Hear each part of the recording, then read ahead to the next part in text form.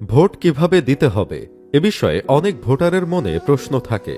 চলুন ধাপে ধাপে জেনে নেই একজন ভোটার ভোট কেন্দ্রে কী প্রক্রিয়ার মধ্য দিয়ে ভোট প্রদান করেন। ধাপ ১। ভোট কেন্দ্রে প্রবেশের পূর্বে ভোটাররা ভোট কেন্দ্রের বাইরে স্থাপিত বুথ হতে ভোটার তথ্য সংবলিত ভোটার স্লিপ গ্রহণ করেন এবং নির্ধারিত লাইনে দাঁড়িয়ে সুশৃঙ্খলভাবে ভোট কেন্দ্রে প্রবেশ করেন। ধাপ ২। ভোট কক্ষে প্রবেশের পর প্রথম পোলিং অফিসার ভোটার স্লিপ গ্রহণ করেন এবং ভোটার তালিকায় ভোটারের নাম, বাবার নাম ও মায়ের নাম যাচাই করেন। যাচাই সম্পন্ন হলে ভোটার দ্বিতীয় পোলিং অফিসারের কাছে যান।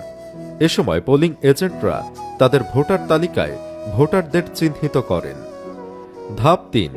দ্বিতীয় পোলিং অফিসার ভোটারের আঙুলে অমোচনীয় কালি প্রয়োগ করেন যাতে একাধিকবার ভোট প্রদান প্রতিরোধ করা যায়। ধাপ ৪। এরপর সহকারী প্রিসাইডিং অফিসার ভোটারের জন্য ব্যালটের মুড়িপত্রে ভোটার এলাকার নাম, ভোটার ক্রমিক নম্বর লিখে এবং মুড়িপত্রে অফিসিয়াল সিল এবং স্বাক্ষর প্রদান করে ব্যালটের উল্টা পাশে সিল ও অনুস্বাক্ষর দিয়ে ব্যালট পেপার ইস্যু করেন। ইস্যু করার পূর্বে ব্যালটটি লম্বালম্বিভাবে ভাঁজ করে ভোটার ব্যালট পেপার প্রদান করে। ধাপ ৫। মনে রাখতে হবে, আসন্ন ত্রয়োদশ জাতীয় সংসদ নির্বাচনে একজন ভোটার দুটি ব্যালট পাবেন, একটি জাতীয় সংসদ নির্বাচনের এবং একটি গণভোটের।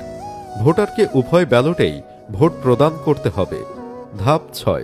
ব্যালট পেপার গ্রহণের পর ভোটার গোপন বুথে প্রবেশ করে ভোট প্রদান করেন।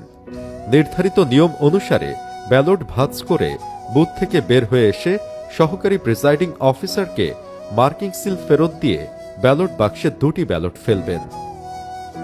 আপনার একটি ভোটই গণতন্ত্রকে শক্তিশালী করে। নির্ধারিত দিনে ভোট কেন্দ্রে গিয়ে আপনার ভোটাধিকার প্রয়োগ করুন।